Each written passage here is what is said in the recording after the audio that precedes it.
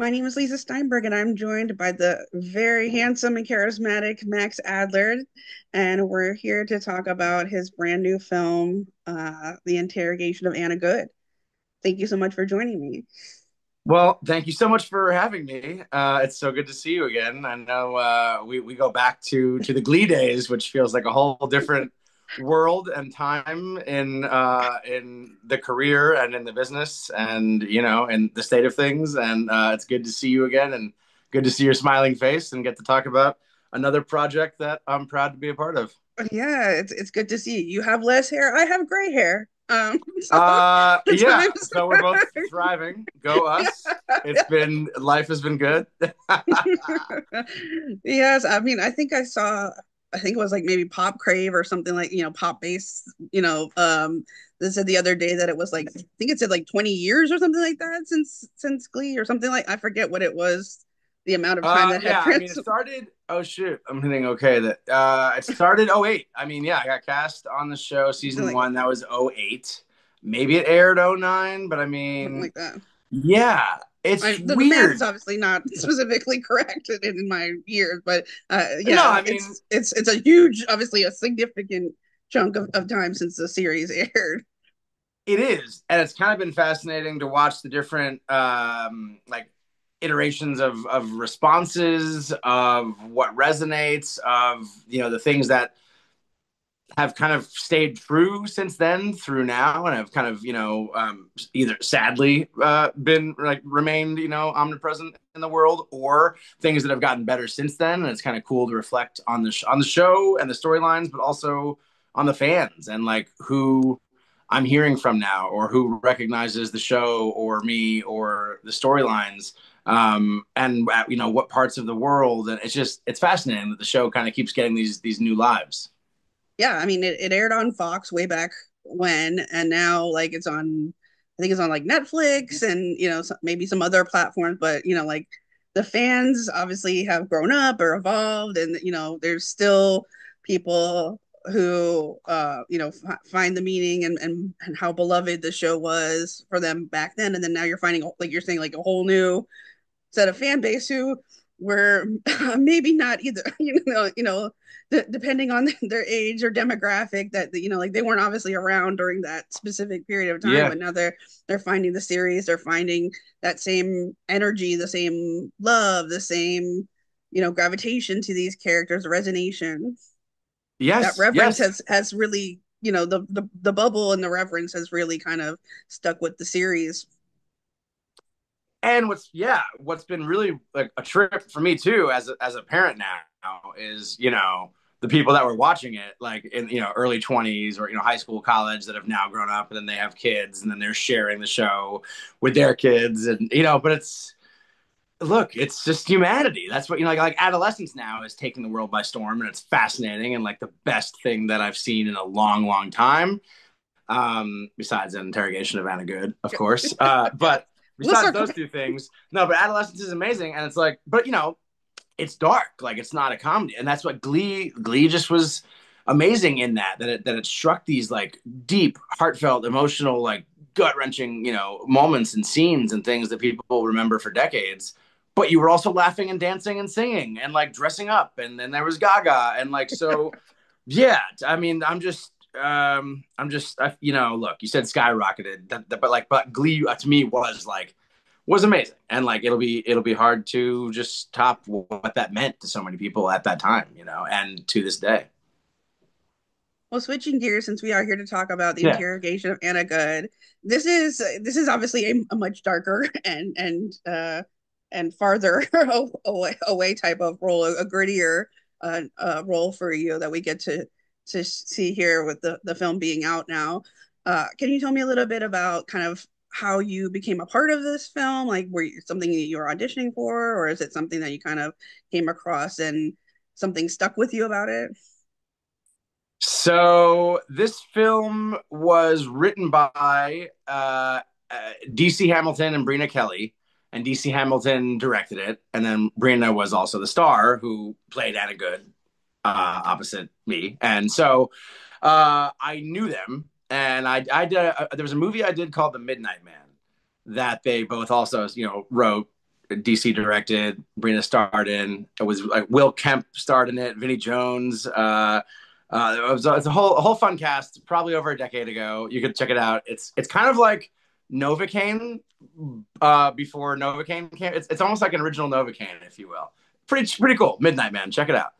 Um, and then DC and Brina had this project, and it was the strike, and they were like, "Look, everyone is itching to work. We wrote this, interesting, challenging, complicated screenplay for a few actors that we could bang out in like a week in a room in one location with a small crew, and just do this with friends and people we know, and just work. And we were all just stifled. We were itching to work and itching to collaborate and be creative, and just rejoin that community.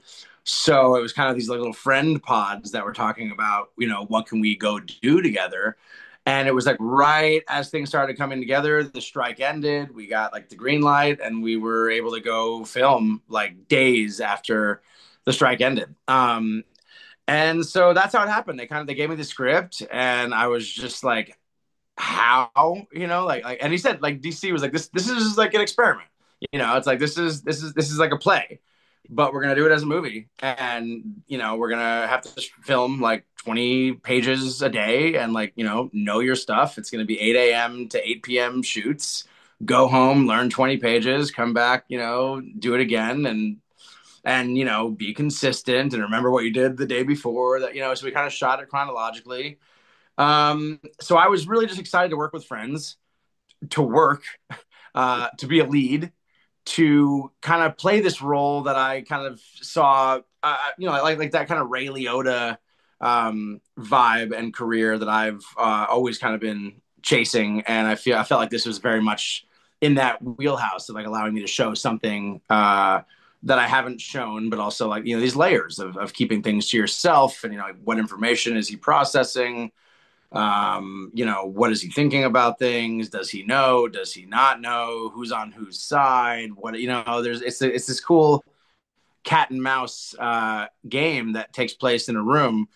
And so I had a great time, and it was incredibly fulfilling. And we just all hung out a couple days ago when the movie came out, and just love each other, which you can't always say after spending 40 hours in a room together and over a few days, but we do, and we really came out of that feeling like recharged, and like fell in love with filmmaking and the business again. So it was nice.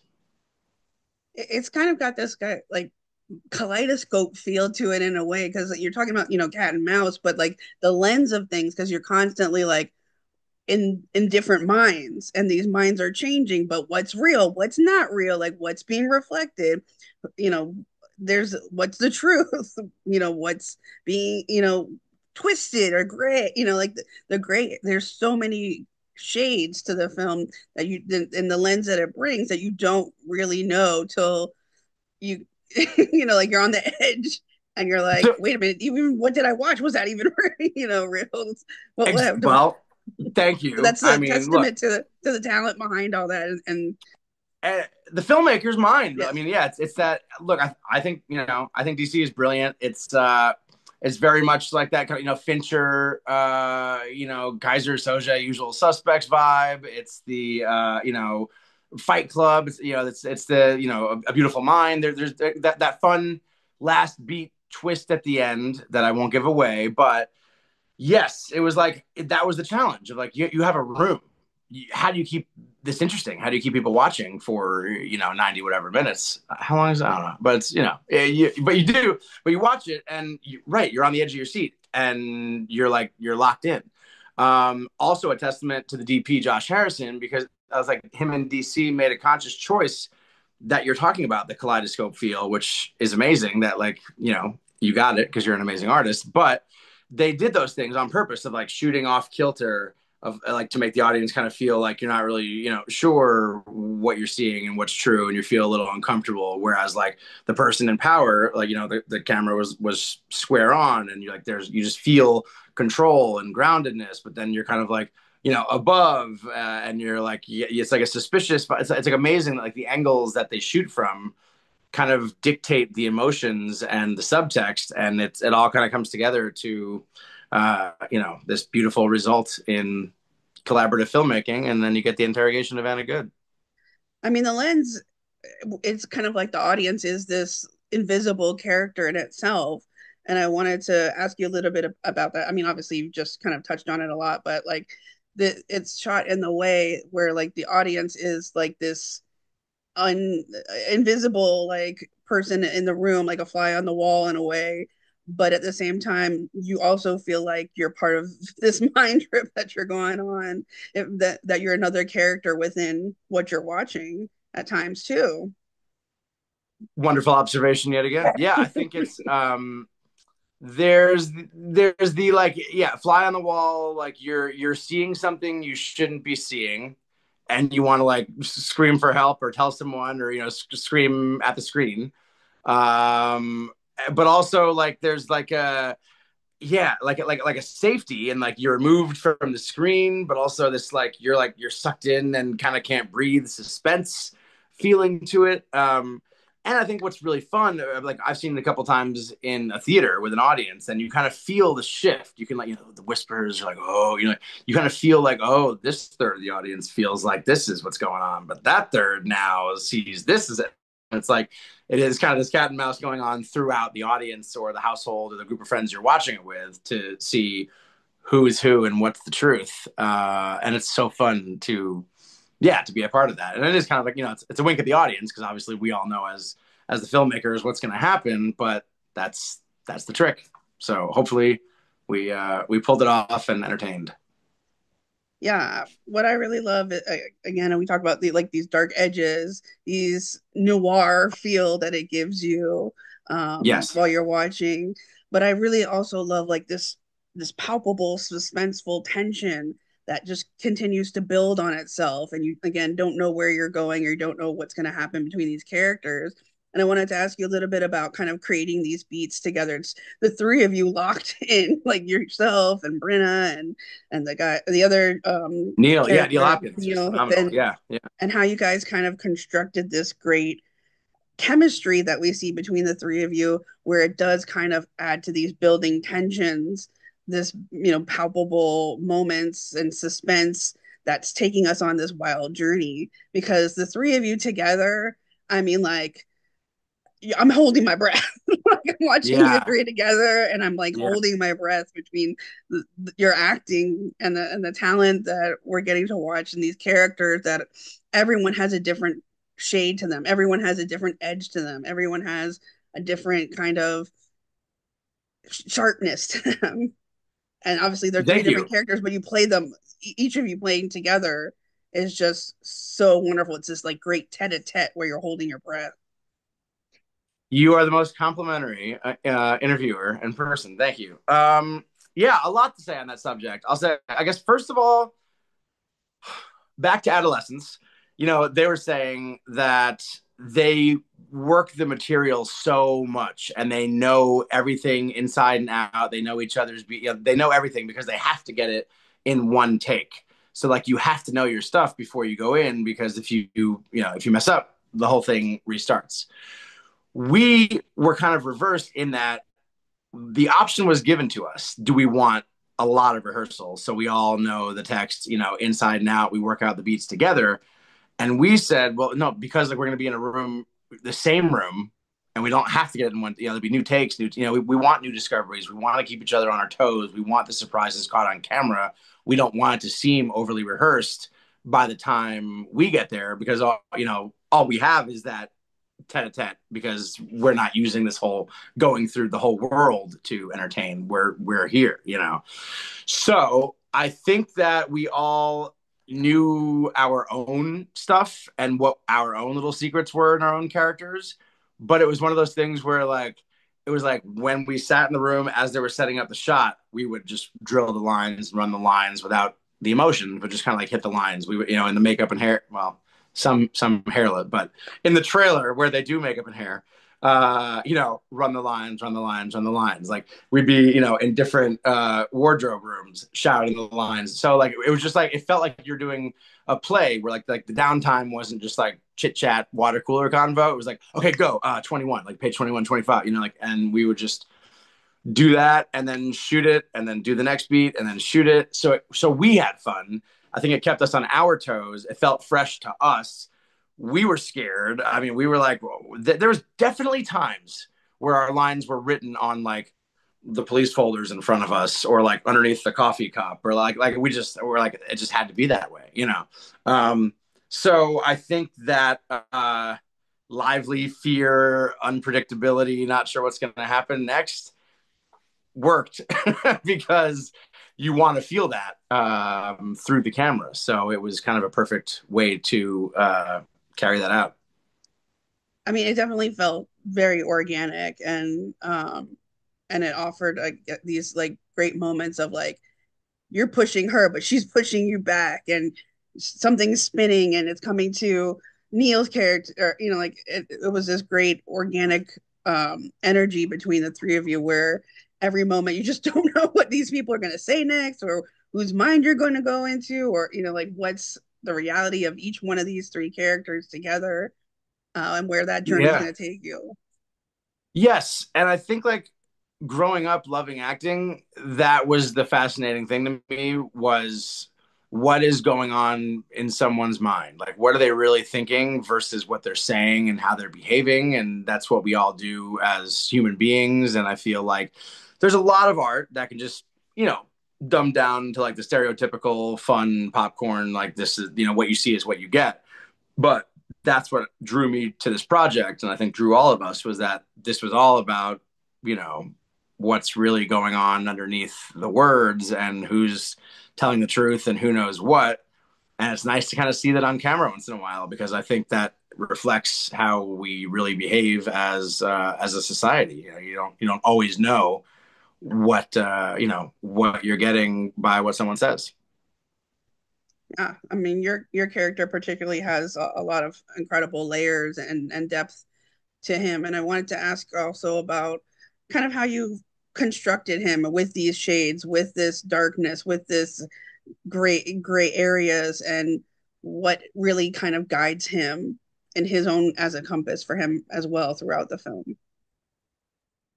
It's a great question. I think actually, in a way, and you might love the answer, because it's a similarity to Karofsky in that, you know, I think the fear is the bravado kind of crashing down. Like, is that like you know, he's so built up behind his reputation and how people perceive him, and that's how he perceives himself, and he gets his own validation and fulfillment from how those around him see him and what they read in the papers.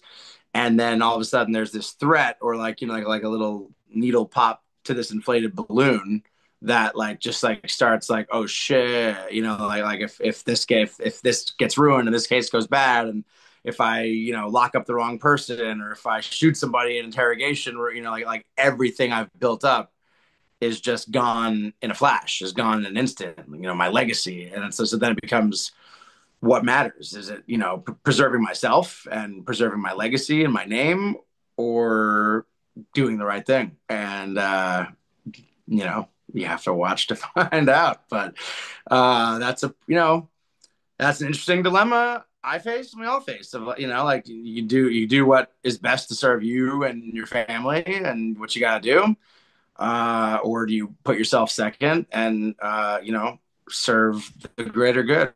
And that's the dilemma. You get to work opposite of Katie Leclerc in the film as well. We talk about, you know, going back to Glee, but we need to also talk about how there's the switch to birth in the room at the So same time. Katie's awesome. What's crazy about this is literally 2 minutes before this interview, I was just watering her strawberry plant. She's out of town filming a movie. She's in love with a strawberry plant, and I volunteered to water it, and so I was just over there and came over here to do this with you. So funny you mentioned her.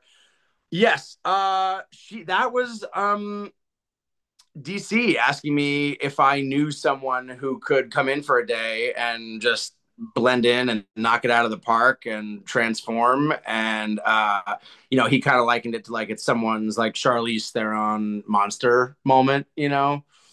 I immediately thought of Katie. Katie read it and was like, whoa, like yes, you know, like yes, please.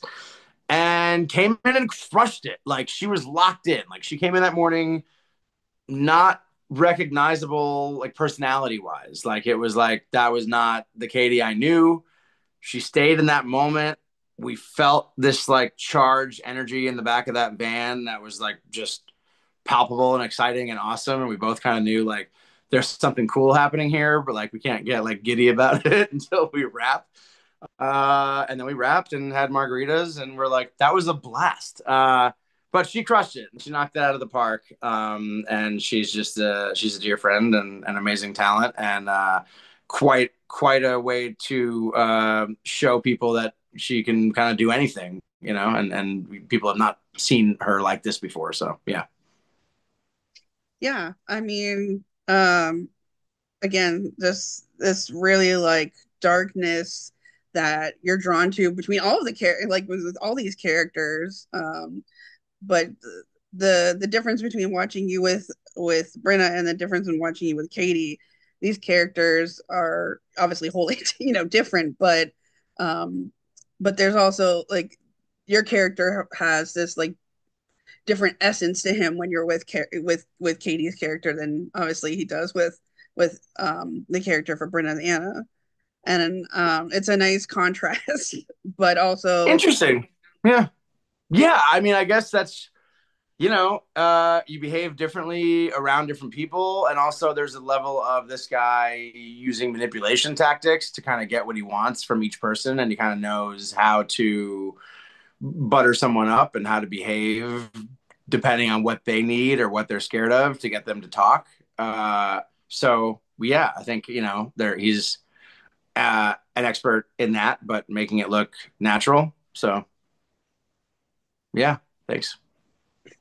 what did you find the most challenging then about your experience working on the film, if anything, or maybe the Yeah, most rewarding for you? it being over, it ending, really. Okay.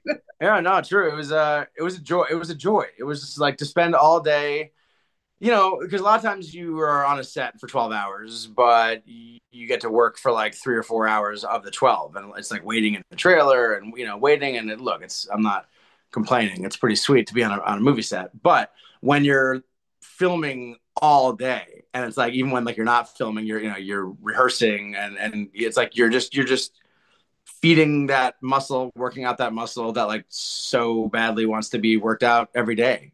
So it was a blast, and I love the people I got to do it with, and I'm happy about the result. And yeah, I only hope we can do something like that again soon. Is there anything that you hope lingers with the audience after they watch the film, or maybe kind of resonates with them? Look, yeah, morality, uh, like doing what's right. I think that's all three of these characters face that of like I could do this, but that hurts me. So no. And by kind of protecting ourselves, I think it all blows up. And I just think that with things going on the way they are right now in the world, whatever side you're on, I think that there is this like me first, whatever I got to do for me mentality. And then the world will burn. And so I think there is that like, what if we all kind of like did what was better for the greater good and humanity floating on this crazy rock in space for like a limited time? Like, let's just do something good together. Maybe we'll survive that. And I think so. Yeah, that's not. I don't know if that's what the filmmaker intended, but I think that's what I would like the rest of the audience to resonate with, and or just think about from this interview, because we have a chance to do good. You know, I mean, every day you have a choice. You can do one thing and it'll lead you down one way. You have a choice and another choice, and it'll lead you down another path. And like you're talking about, is this choice better for me? Is this other choice better for someone else? Is this choice better for my family? Like there's so many different angles to the choices that we make, that any path that it could take us down. And you kind of just you just kind of know, you go with what you feel is best, or go with whatever your gut may give you in that specific situation. but totally. um but it's a kaleidoscope in itself too. Dang. Deep, deep. Yeah, I think that's it. Just do something good. Well, beyond the interrogation of Anna Good, are there any other projects that we're going to get to see you coming up in, or anything else that you have going on? Yeah, well, yes, I don't know but if you're able I to can't. share, but No, there's a thing. Though there will be an interesting reunion of sorts. okay. But I can't say anything else about it. But you will see some people that you might like to see together on Okay. something. I'll hold the my fingers crossed and be waiting to see when the news breaks about that for sure. When the news breaks, I'll talk to you first. Excellent. You heard it here. Yep. It's on camera. We got it. I know. I know. I know. Well, those are all my questions. Is there anything else that we didn't maybe touch on that you wanted to talk about further too, or No, just it was an absolute pleasure to see you and chat with you, and thank you for being a supporter of my work and me and the film and getting it and promoting it. And I just always wish you the best and can't wait to chat again soon. yeah, it's my pleasure. I'm anything that we can do obviously over the years to reconnect and promote and share and anything we can do positively like you talk about putting something good out to someone, like something else, Yeah, anything positive yeah, that we can do to share some extra love or whatever. We're always a text, an email, a DM, or whatever, like a whatever way. So totally. we will reconvene. We'll say Feelings very we'll have mutual. Feelings another mutual. reread, and again, just congratulations on this film. I really love getting to see such a new side of your acting, which I deeply admire, and again, have loved to get to witness the versatility of the projects that we've gotten to share, and gotten to really admire your work and your Thank you. talent over the last few over the years. So Means a thank lot. you for your time. Thank you for yours.